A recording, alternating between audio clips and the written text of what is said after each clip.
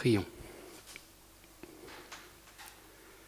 Notre Dieu, notre Père, pour ce libre accès que nous avons dans la prière, nous te remercions. Oui, quel privilège de te savoir en Christ, notre Père. Et merci d'avoir, dans ta grâce, placé dans ta révélation écrite tout un livre pour nous enseigner à prier d'une manière qui te soit agréable. Pour ce libre accès à ta parole, là encore, nous voulons te dire toute notre reconnaissance.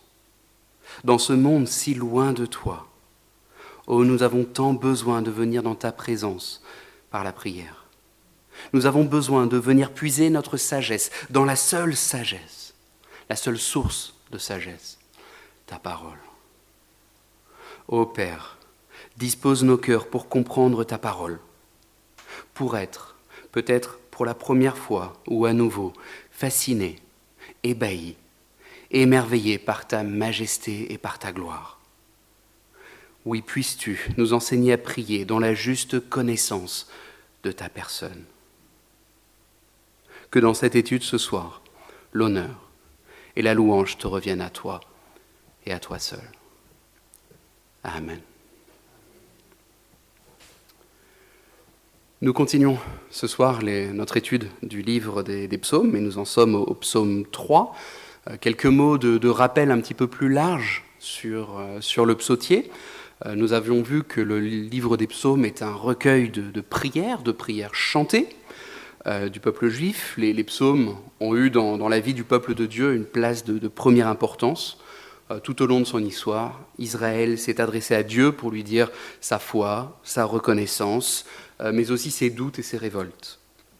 Une des particularités de ce livre réside dans le fait que nous trouvons les paroles de croyants adressées à Dieu. Les psaumes touchent tous les domaines de la vie, et c'est pour cela qu'ils ont une place de première importance pour nous chrétiens aujourd'hui. Nous trouvons des psaumes où l'auteur déborde de joie, de reconnaissance. Nous trouvons également des psaumes où l'auteur déborde de douleur et crie vers Dieu son désarroi. Donc le livre des psaumes est un recueil de prières, mais pas seulement. Nous ne pouvons arrêter notre description du livre des psaumes à un simple recueil de prières ou de chants. Il y a une dimension théologique et prophétique souvent négligée lors de l'étude du psautier. Aucun livre de l'Ancien Testament n'est cité plus régulièrement dans le Nouveau que le livre des psaumes.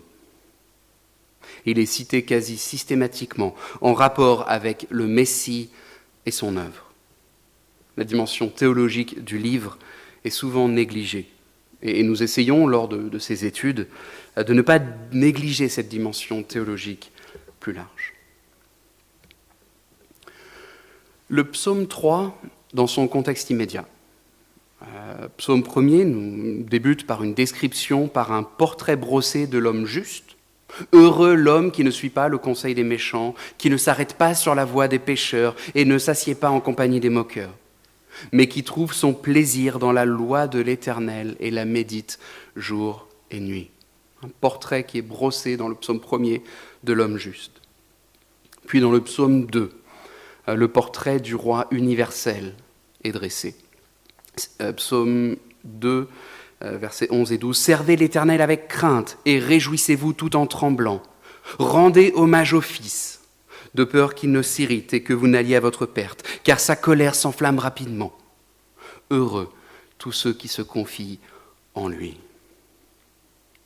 Ces deux psaumes, nous l'avons relevé, servent d'introduction au psautier tout entier.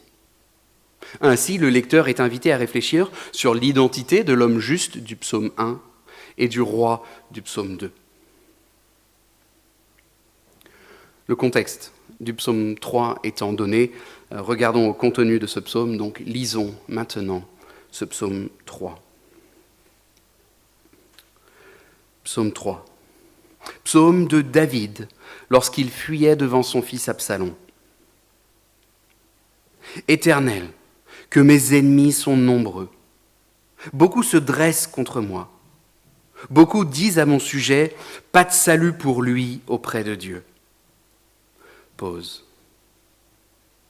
Mais toi, Éternel, tu es mon bouclier, tu es ma gloire, et tu relèves ma tête. À pleine voix, je crie à l'Éternel. Et il me répond de sa montagne sainte. Pause. Je me couche et je m'endors. Je me réveille, car l'Éternel est mon soutien. Je n'ai pas peur de ces milliers de personnes qui m'assiègent de tous côtés. Lève-toi, Éternel, sauve-moi, mon Dieu. Tu gifles tous mes ennemis, tu brises les dents des méchants. Le salut appartient à l'Éternel. Que ta bénédiction soit sur ton peuple. Pause. Je vous laisse un instant pour relire pour vous ce psaume.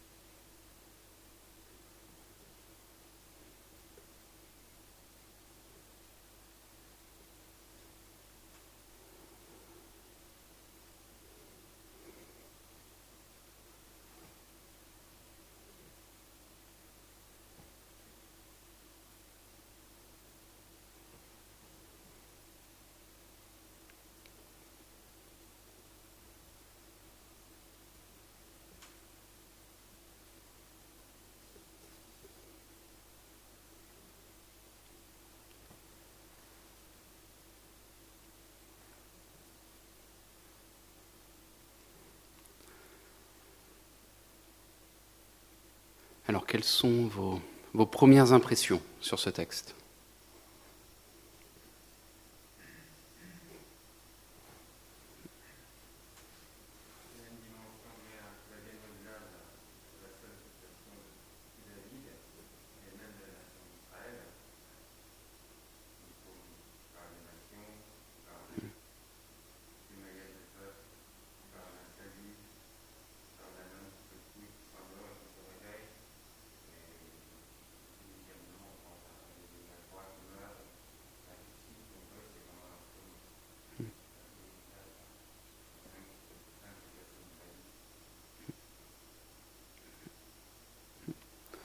Merci. D'autres réactions ?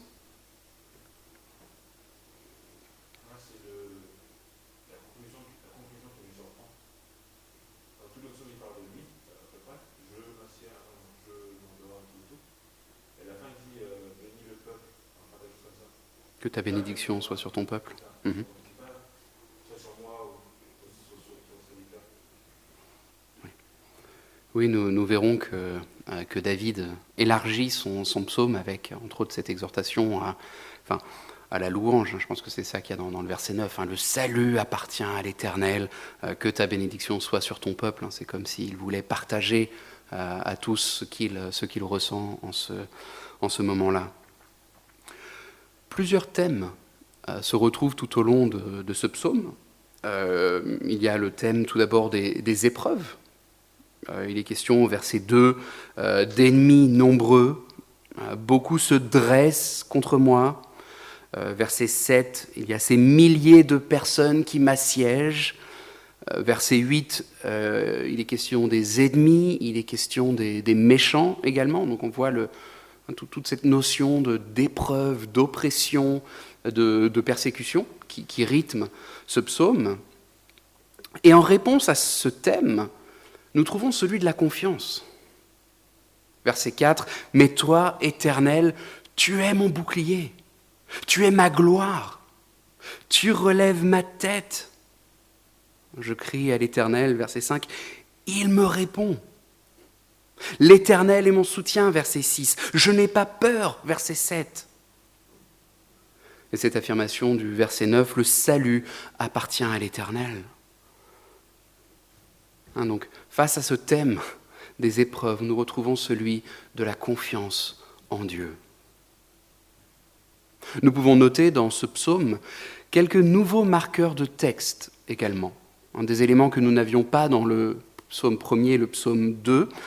Tout d'abord, la suscription au premier verset, c'est-à-dire l'introduction, la présentation de ce psaume. Psaume de David, lorsqu'il fuyait devant son fils Absalom. Sur les 2 premiers, il n'y avait pas cette introduction, ainsi que les mentions pause dans le texte, qui rythment ce texte, que nous n'avions pas dans les 2 premiers psaumes. Donc la suscription, tout d'abord la phrase d'introduction, psaume de David, lorsqu'il fuyait devant son fils Absalom. Tous les psaumes n'ont pas d'indication de contexte. Mais quand elles sont présentes, c'est bien le texte biblique qui le donne. Ce ne sont pas là des notes des traducteurs ou des commentateurs, mais c'est le texte biblique lui-même qui donne ces détails. Donc Dieu a voulu que dans sa révélation, nous sachions que c'est un psaume de David qui a été rédigé lorsqu'il fuyait devant son fils Absalom. Pour le deuxième marqueur que nous trouvons dans ce texte, le mot traduit ici par pause, c'est le mot Sélah, donc qui est traduit par pause dans le verset 3, le verset 5 et au verset 9. Ce mot-là se retrouve dans les manuscrits. Nous le retrouvons tout au long du livre des psaumes. Que veut-il dire ? Nous ne sommes pas sûrs à 100%. Les psaumes étant des cantiques, certains commentateurs pensent qu'il s'agirait d'une indication de l'intonation de la voix, un peu comme des indications de crescendo. Mais la plupart des exégètes estiment qu'il s'agit d'une indication d'une pause, soit silencieuse, soit instrumentale, pour rythmer le texte, d'où la traduction pause. Et la question se pose toujours de savoir s'il faut le lire, pause, comme je l'ai fait dans le texte, ou s'il faut faire ce qu'il veut probablement dire, et tout simplement faire une pause lors de la lecture. L'un n'empêche pas l'autre. Nous remarquons dans ce psaume une différence nette de style avec ceux qui précèdent. Pour la première fois, nous l'avons dit, le contexte du psaume est donné, rédigé par David, alors que ça n'était pas spécifié pour le psaume 1 et le psaume 2. Nous retrouvons ici un roi, comme dans le psaume 2, mais un roi dont la royauté semble affaiblie, avec une thématique quand même bien différente des 2 premiers psaumes. Il y a un changement évident de style. Ce psaume est le premier à bien des égards. Le premier à avoir une suscription, le premier de David, le premier des 13 ou 14 psaumes où un lien direct avec un épisode précis de sa vie est fait, le premier à rapporter la confiance dans l'épreuve. Donc ce psaume est le premier à bien des égards. Et dernier aspect de contexte, si je peux dire, le lien évident avec le psaume 4, que nous étudierons dans 2 semaines. Verset 6 du psaume 3, « Je me couche, je m'endors, je me réveille, car l'Éternel est mon soutien. » Et nous retrouvons ce thème dans le psaume 4, verset 9, « Je me couche, et aussitôt je m'endors en paix, car c'est toi seul, Éternel, qui me donne la sécurité dans ma demeure. » Donc la notion du sommeil, du coucher, du réveil également se trouve dans ces 2 psaumes. Alors venons-en à notre texte plus précisément. Au niveau de la structure, nous pouvons noter une structure en chiasme dans ces versets. Ainsi, nous passons d'un chant de lamentation, dans les versets 2 et 3, à un chant de confiance au verset 9, nous l'avons relevé tout à l'heure. Donc lamentation sur les ennemis, versets 2 et 3, l'espoir en l'Éternel. Ces versets sont liés avec la prière, une prière à Dieu, versets 4 et 5, une prière pour la délivrance, au verset 8. Et au centre, nous retrouvons ces versets 6 et 7 où il est question de la confiance en Dieu au sein de l'épreuve. Donc lamentation, prière, avec la confiance en Dieu au centre, au niveau de la structure. Psaume de David, lorsqu'il fuyait devant son fils Absalom. Éternel, que mes ennemis sont nombreux. Beaucoup se dressent contre moi, beaucoup disent à mon sujet, pas de salut pour lui auprès de Dieu. David fuyait devant son fils Absalom. Est-ce que certains connaissent ce récit et sauraient nous le résumer ? Qu'est-ce qui se passait ? Pourquoi David fuyait-il ? Parenthèse, ne vous inquiétez pas si ce n'est pas le cas. Nous sommes précisément là ce soir pour essayer de mieux connaître notre Bible. Donc si vous ne connaissez pas cet épisode, ce n'est pas grave, nous y regarderons ensemble.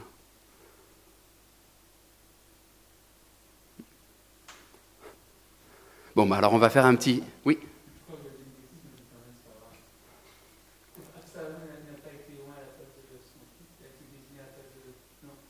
Alors, il y a un lien, il y a une lutte de pouvoir, entre autres, avec Absalom qui comprend qu'il ne sera pas roi. Mais du coup, on va revenir au début, hein, donc on va remonter un petit peu dans le temps. Nous sommes dans les années 700 avant Jésus-Christ. L'un des fils du roi David, Absalom, son fils bien-aimé, réputé être le plus bel homme du royaume, probablement son fils préféré, s'était rebellé contre son père. Pour faire court, David a eu plusieurs épouses, de nombreux enfants, dont Absalom. Un des éléments qui va amener Absalom à se rebeller contre son père est une histoire sordide liée à une histoire familiale compliquée. 2 Samuel chapitre 13, versets 1 à 22, si vous voulez creuser plus en détail. Amnon, le fils de la 3e épouse de David, viole sa demi-sœur Tamar. Absalom, frère de Tamar, cherche à se venger. Pour exercer sa vengeance, Absalom se lance à la recherche de son demi-frère Amnon. Il le trouve, et au lieu de l'amener en justice pour son crime, il le fait assassiner. Absalom estime que son père David sera de son côté quoi qu'il arrive. Et à sa grande surprise, David ne peut ni ne souhaite laisser impuni le meurtre de l'un de ses fils. David mettra 5 ans avant d'être en paix avec Absalom. Bien qu'étant l'aîné, Absalom comprend rapidement que David, son père, ne lui laissera pas le trône. Absalom décida donc de prendre le pouvoir par la force et il lance une révolution contre son propre père avec l'appui de nombreuses tribus. Que fait David en réponse ? Il quitte Jérusalem afin d'éviter que la ville ne soit détruite et ses habitants anéantis. Il se cache pendant un temps, c'est a priori pendant ce temps que notre psaume est rédigé, puis il partit pour se battre contre Absalom et son armée. Et si cet épisode arrive après le nôtre, après la rédaction de ce psaume, il me semble judicieux de présenter la suite de l'histoire.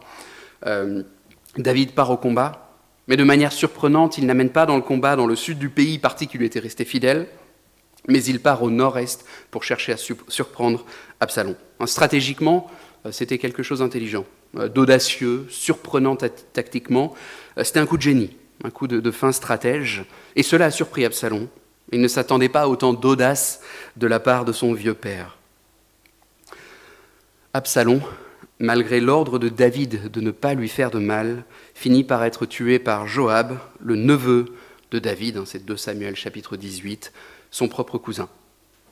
Cette mort d'Absalom causera le chagrin profond de David, 2 Samuel 19,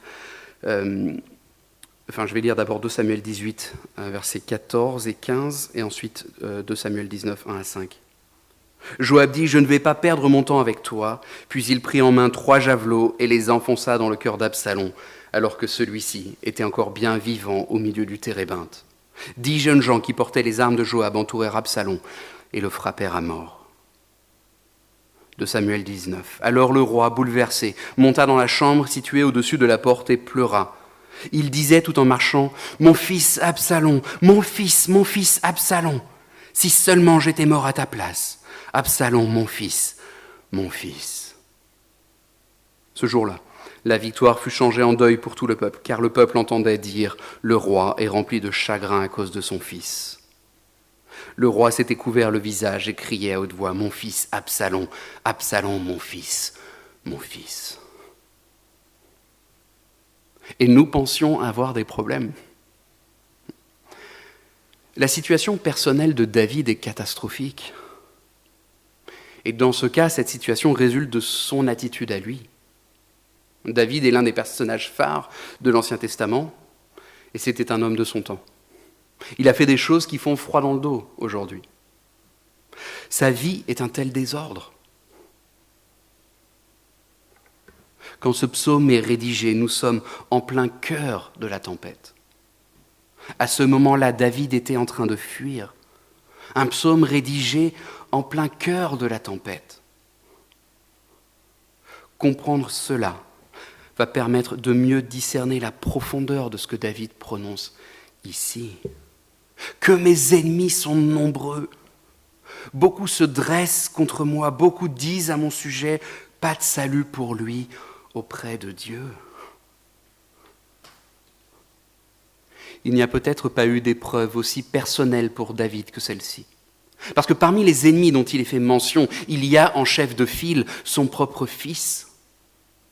Ceux qui se rebellent contre lui, ce sont les siens. Ce psaume vient d'un cœur troublé, d'une situation familiale tourmentée. Un fils, un frère qui a violé sa sœur, un frère qui tue son autre frère. Ce fils assassin qui cherche maintenant à l'assassiner lui pour prendre le pouvoir.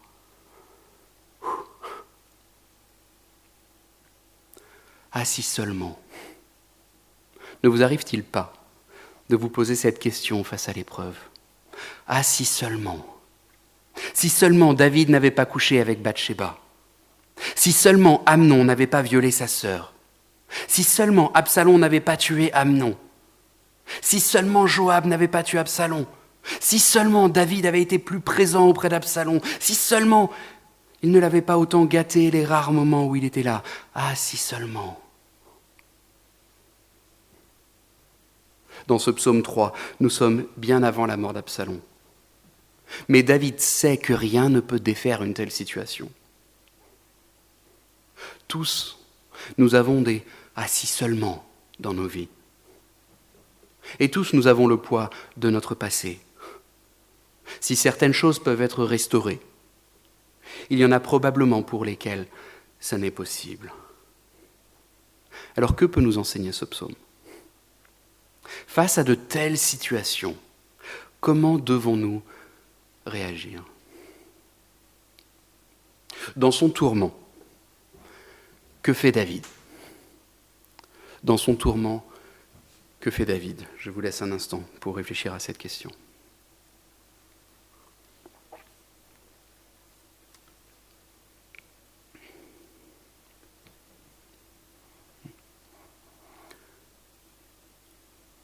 Oui, il prie, oui.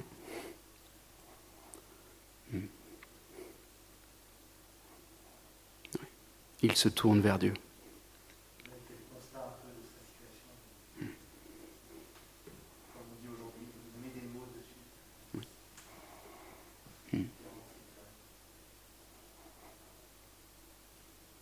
Oui, nous le verrons. David porte tout d'abord un regard lucide sur la situation, mais il porte également un regard lucide sur son Dieu. Sur son Dieu. C'est vers Dieu que David se tourne. C'est vers Dieu. C'est à l'Éternel qu'il parle. C'est vers Dieu qu'il se tourne. À Dieu, il présente la situation. David a peut-être demandé conseil à ses proches, mais ici, c'est vers Dieu qu'il se tourne. Il ne reste pas à s'apitoyer sur son sort, mais vers Dieu, il se tourne. Vers Dieu, il se tourne. Éternel, que mes ennemis sont nombreux, beaucoup se dressent contre moi, beaucoup disent à mon sujet, pas de salut pour lui auprès de Dieu. Nombreux, littéralement beaucoup, mes ennemis sont beaucoup, sont nombreux, beaucoup se dressent contre moi, beaucoup disent à mon sujet, beaucoup. C'est un effet de style souvent utilisé en hébreu pour insister sur une notion, on la répète. Voilà, c'est un effet de style utilisé souvent en hébreu pour insister sur une notion, on répète. C'est un effet de style souvent utilisé, vous avez compris. David présente la situation à Dieu. Beaucoup d'ennemis, beaucoup d'adversaires, beaucoup de calomnies également. Pas de salut pour lui auprès de Dieu. Comment comprenez-vous ce psaume 3 ? Pas de salut pour lui auprès de Dieu.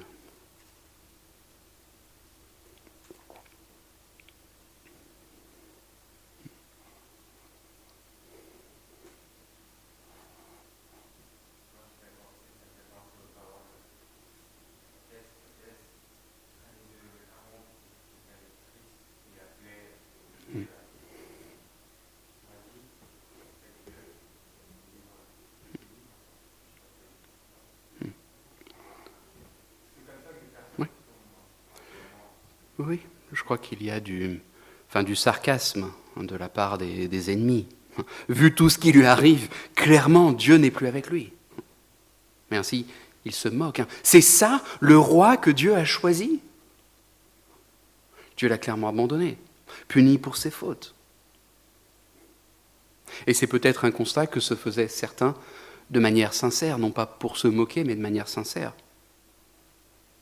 Clairement, Dieu est en train d'essayer de lui faire comprendre quelque chose. Il doit bien y avoir un péché derrière une telle épreuve. Mais il y a aussi de la moquerie et du sarcasme. Il y a des ennemis, il y a de l'opposition, il y a de la moquerie. On me dit, à la vue du bourbier dans lequel je suis, que tu ne peux m'être favorable, Père. David ne cherche pas à renier la vérité. Le constat qu'il fait de la situation me semble assez réaliste. Si nous trouvons parfois des hyperboles, et je les vois dans mon propre cœur, face à l'opposition, tel Élie qui affirme « Je suis resté moi seul », puis au chapitre d'après, on voit qu'il n'était quand même pas seul. Mais ici, David me semble quand même assez réaliste. La majorité, ou du moins une grande partie du pays, souhaite sa mort. Beaucoup se sont levés contre lui, dont son propre fils. Beaucoup se moquent de lui. Voilà la situation telle qu'elle est. Et c'est ainsi, simplement, qu'il l'apporte à Dieu. Il l'apporte à Dieu. Quel privilège nous avons en tant que chrétiens d'avoir cet accès auprès du Père. Dieu souhaite que nous venions à lui. Au sein de nos épreuves, Dieu souhaite que nous nous tournions vers lui. Au sein de l'épreuve, Dieu souhaite que l'on se tourne vers lui. Parce que si dans ces épreuves, nous ne nous tournons vers lui, alors nous nous éloignerons de lui. Si nous ne formulons pas à Dieu notre souffrance, alors nous perdrons tout simplement l'habitude de nous adresser à lui. Et notre plainte ne sera plus prière, mais elle deviendra alors murmure contre Dieu. Elle deviendra murmure contre Dieu. Je suis frappé de voir ce schéma se répéter partout, encore et encore dans la Bible. L'épreuve vient, le peuple arrête de prier, puis finit par murmurer contre Dieu. Il aurait mieux valu mourir au désert. Mais nous devons prendre l'habitude de parler à notre bon Père céleste, de venir lui apporter nos fardeaux. Et vous le savez déjà, il y a des situations qui sont telles que nous ne pourrons même pas trouver des mots pour parler à Dieu. Tellement les situations sont lourdes à porter. Mais je peux rendre témoignage, et je ne doute pas que ce soit votre cas également, que dans ma vie, les prières les plus profondes ont été celles où je n'ai rien trouvé à dire à Dieu, si ce n'est un soupir. Père,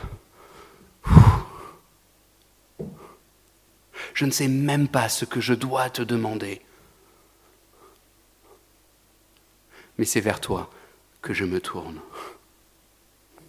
C'est vers toi que je me tourne. Ô combien de fardeaux portons-nous à longueur de journée, alors que nous pourrions les déposer au pied de la croix de Christ. Je ne saurais que nous exhorter à prendre l'habitude de venir dans la présence du Père. Nous n'en ressortirons pas comme nous y sommes venus. David se tourne vers Dieu. Et ensuite, au verset 4, il se rappelle Dieu. Si David porte un juste regard sur la situation, il en vient aussi à avoir un juste regard sur Dieu. Verset 4. « Mais toi, Éternel, tu es mon bouclier, tu es ma gloire, et tu relèves ma tête. Je ne sais que faire, je n'ai plus de force, je ne vois pas d'issue. Mais toi, Éternel, mais toi, Éternel. » Ces mots rythment tout le livre des psaumes. Ici au verset 2, dans le psaume 4, verset 9, psaume 41, verset 11, psaume 59, verset 9, psaume 102, verset 12, psaume 119, verset 51. Mais toi, Éternel, je sais que tu es Dieu, le seul Dieu. Si mes circonstances me dépassent, elles ne sont pas trop grandes pour toi, parce que toi, tu es Dieu. Oui, il y a des épreuves, il y a de la haine, il y a de la persécution, il y a ce bourbier dans lequel je suis, mais il y a Dieu. Oui, tu es là. Et je sais que tu ne changes pas. Tu es le même hier, aujourd'hui et demain. Tu es immuable, tu es fidèle, tu es tout-puissant, tu es mon bouclier, tu es mon roc, tu es ma gloire, tu es ma fierté, tu es mon soutien. Alors que David est confronté au mal, au péché et ses conséquences, le voilà qui y oppose la vérité de Dieu. C'est Dieu qui relève ma tête. Mon bouclier, c'est lui. Mon bouclier, c'est lui. À l'époque, le roi était souvent comparé à un bouclier protégeant son peuple. Ici, c'est l'Éternel lui-même qui est le bouclier des siens. Mon bouclier, c'est toi. C'est toi. Tu es ma gloire. Tu relèves ma tête. Voici que les ténèbres m'entourent. Mais toi, la lumière de vie, tu es mon bouclier. David utilise ici la connaissance biblique pour s'encourager. Je sais qui tu es. Tout dans son contexte l'amène à douter de Dieu. Et peut-être son propre cœur cherche aussi à le faire douter de Dieu. Mais David utilise ce qu'il connaît de Dieu pour s'encourager. Je sais qui tu es, mais toi, ô Éternel, tu es mon bouclier, tu es ma gloire, tu relèves ma tête. Je ne vais pas tenir compte des moqueries de mes ennemis. Je ne vais pas tenir compte des doutes de mon cœur, car je sais qui tu es. Je sais qui tu es. Parce que tu me l'as toi-même promis, je sais que tu es mon bouclier. Je sais que tu es ma gloire. Celui qui relèvera ma tête, c'est toi et toi seul, parce que tu es fidèle à tes promesses. Je sais qui tu es. Je sais qui tu es. Je suis convaincu qu'une telle réaction de David a été uniquement rendue possible par la prière qui la précède. Dieu est un Dieu vivant. Plus nous passerons du temps dans la prière, et plus nous entendrons sa voix. Lorsque nous sommes confrontés à l'épreuve, celle-ci très souvent nous semble insurmontable. Pris dans la tempête, nous n'arrivons pas à avoir un juste regard sur elle. Et ainsi cette dernière occupe nos pensées, tout notre esprit, tout notre quotidien. Présenter nos fardeaux à Dieu, cela va nous permettre de mettre des mots sur l'épreuve. Et une fois que l'on a mis ses propres mots sur l'épreuve, très souvent, elle semble déjà moins grande. La prière va nous permettre d'arriver à un juste regard sur l'épreuve, mais aussi un juste regard sur la personne de Dieu. Un juste regard sur l'épreuve et un juste regard sur Dieu. Une fois notre fardeau déposé au pied de la croix, il y a là un terreau fertile pour le Saint-Esprit. Je suis intimement convaincu des bienfaits réels de se décharger de nos fardeaux à Dieu. Dieu donne sa paix. Par la prière, Dieu nous donne de pouvoir expérimenter cette paix qui dépasse tout entendement. La prière va nous permettre d'avoir un juste regard sur l'épreuve et un juste regard sur Dieu. Mais toi, ô Éternel, tu es mon bouclier. Tu es mon bouclier. Et ne nous trompons pas. Ces fardeaux qui nous pèsent, nous aurons probablement besoin de les déposer plus d'une fois aux pieds du Seigneur. Et c'est le cas ici. David n'a pas prié qu'une seule fois pour en arriver à cette prière. La traduction ne le rend pas forcément très bien ici, mais le verbe « je crie », verset 5, est en fait utilisé au passé. J'ai crié et je crie encore à l'Éternel. Il a persévéré dans la prière. Même quand Dieu lui semblait loin, même quand la situation semblait plutôt s'empirer, il a persévéré dans la prière. Quand l'épreuve s'attache à nous, comme un vautour avec sa proie, suivons l'exemple de David et persévérons dans la prière. Passer du temps dans la présence de notre Père est précisément ce dont nous avons besoin dans ces moments-là. Le Dieu que nous adorons est le seul Dieu. Il est parfaitement bon, il est parfaitement juste, il déteste le mal, il a l'injustice en horreur. Il ne change pas. Dans l'épreuve, souvenons-nous du jour où nous avons mis notre confiance en lui. Ce jour où nous avons reconnu sa bonté, parce qu'il est exactement le même aujourd'hui.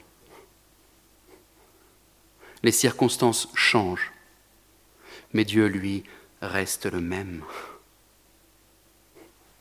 Mais toi, Éternel, tu es mon bouclier, tu es ma gloire, tu relèves ma tête. À pleine voix, je crie à l'Éternel, et il me répond de sa montagne sainte. Alors qu'il est en guerre contre son propre fils, alors que ses ennemis l'entourent, l'Éternel est son bouclier. C'est vers lui qu'il se tourne jour après jour. David connaît son Dieu. C'est vers Dieu qu'il se tourne. Dieu est omniscient, omnipotent, souverain. Il est Dieu. Il est Dieu. Je me couche, verset 6, je me couche et je m'endors. Je me réveille car l'Éternel est mon soutien. Je n'ai pas peur de ces milliers de personnes qui m'assiègent de tous côtés. Lève-toi, Éternel, sauve-moi, mon Dieu. Tu gifles tous mes ennemis. Tu brises les dents des méchants. Le salut appartient à l'Éternel. Que ta bénédiction soit sur ton peuple. Quels sont les fruits de la prière de David ? Quels sont les fruits de la prière de David ?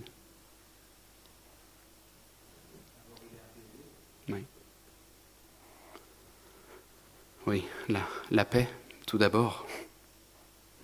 Sa confiance en Dieu est telle qu'il se couche et s'endort. Moi, quand je suis préoccupé, la première chose à partir, c'est mon sommeil. Et je sais que j'ai des progrès à faire dans la confiance en Dieu. David, lui, se couche et il s'endort. Ce psaume nous donne des indices sur ce que Dieu attend de nous au sein de l'épreuve. Venir à lui et lui faire confiance. Et alors, cette paix, il la donne. Cette paix, il la donne. Je n'ai pas peur de ces milliers de personnes qui m'assiègent de tous côtés. Lorsque nous connaissons Dieu, lorsque nous connaissons réellement Dieu, alors nous n'avons plus à avoir peur. David est assiégé de tous côtés, oui, mais Dieu est mon bouclier. Il me protège, il me soutient. De qui aurais-je peur ? Je sais que Dieu est avec moi. David est convaincu de cette réalité, de Dieu comme son bouclier. Et s'il part après en guerre, c'est rempli de cette assurance-là, Dieu comme son bouclier. Dieu donne sa paix. Dieu donne sa paix. Je n'ai pas peur de ces milliers de personnes qui m'assiègent de tous côtés. Lève-toi, Éternel, sauve-toi, mon Dieu. Tu gifles tous mes ennemis, tu brises les dents des méchants. Comment comprenez-vous cette deuxième partie du psaume 8 ? Ce n'est pas le genre de strophe que nous trouvons dans nos cantiques. Comment comprenez-vous la deuxième partie de ce verset 8 ?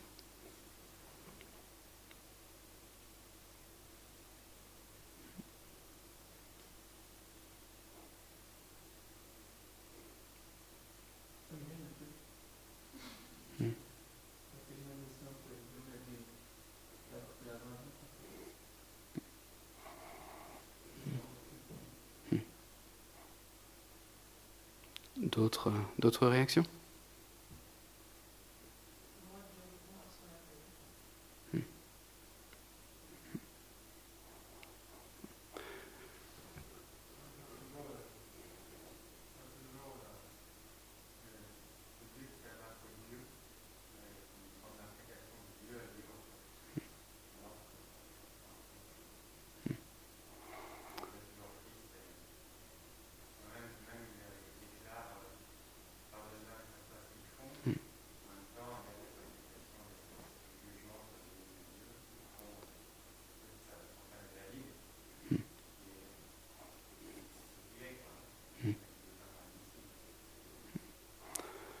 Oui, c'est en fait le deuxième fruit que je vois dans ce psaume. C'est l'assurance de la justice de Dieu chez David. David demande à l'Éternel d'intervenir. Dieu est un Dieu de justice. Il déteste le mal. Dieu déteste le péché. Il déteste l'injustice. Il déteste la calomnie. Et il ne laissera pas le mal impuni. Il ne laissera pas le mal impuni. Et s'il est vrai que la formulation a de quoi nous surprendre aujourd'hui, il nous faut comprendre la justice parfaite de Dieu. Elle est en fait au cœur même de l'Évangile d'ailleurs. Alors que nos œuvres nous condamnaient, alors que nous étions les ennemis de Dieu, alors que Dieu ne peut laisser le péché impuni, dans sa grâce, il a envoyé Jésus-Christ. Dieu est un Dieu juste, parfaitement juste. Toute injustice sera payée un jour. Et nous espérons par le sang de Christ. Dieu est un Dieu de justice. Et le dernier fruit, il me faut terminer. Le dernier fruit, c'est la louange. La louange, le salut appartient à l'Éternel. Que ta bénédiction soit sur ton peuple. Le psaume termine sur ce chant de louange. Il commençait par la lamentation. Il termine par une exhortation. Le salut appartient à l'Éternel. Que ta bénédiction soit sur ton peuple. Quelques mots de conclusion rapidement. Quelle est la place de ce psaume dans le psautier, dans la perspective théologique du livre ? Et c'est une question à laquelle il est compliqué de répondre, pour être honnête. Nous l'avons dit, la question avec laquelle nous sommes invités à creuser le psautier est la suivante. Qui donc est cet homme juste du psaume 1er ? Qui donc est ce roi universel du psaume 2 ? Dans notre passage, nous trouvons un contraste avec les psaumes 1 et 2. Le vécu de David montre que l'accomplissement du psaume 2 est encore loin d'être là, ce qui laisse entendre que ce sera pour un autre temps. La tentation serait de dire « le roi du psaume 2 est un roi universel ». Or ici, David est chassé, sa royauté est remise en cause, donc ce n'est pas un roi universel et glorieux, etc. Et ce n'est pas faux intrinsèquement.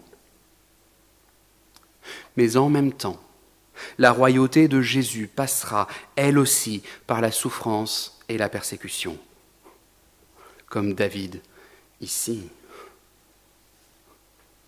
Un contraste avec les psaumes 1er et 2, mais un contraste qui annonce cependant quelque chose d'important à venir. Le rejet et la souffrance feront partie de l'œuvre du salut du roi juste. Et le psaume 2 l'annonçait de manière claire. Les rois de la terre se soulèvent, les chefs se liguent ensemble contre l'Éternel et contre celui qu'il a désigné par onction.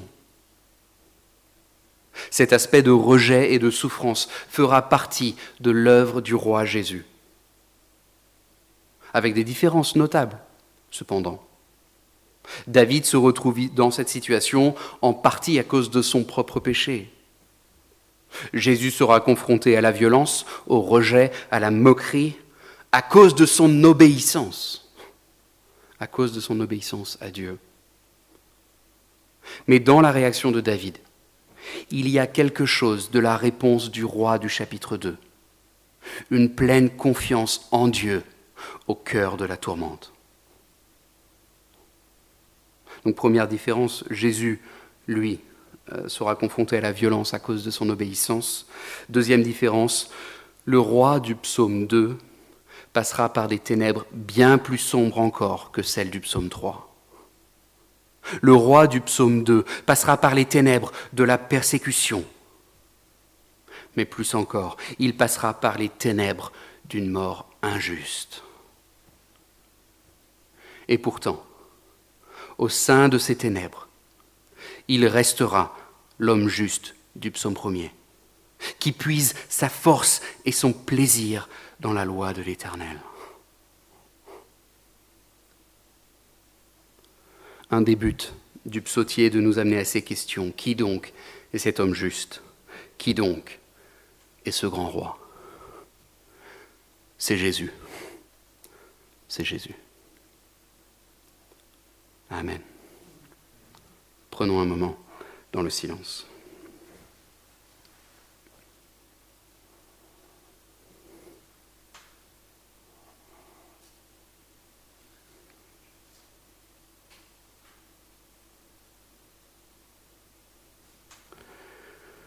Oui, notre Dieu, notre Père, merci pour ta parole. Merci pour Jésus-Christ. Amen. Bonne soirée à chacun.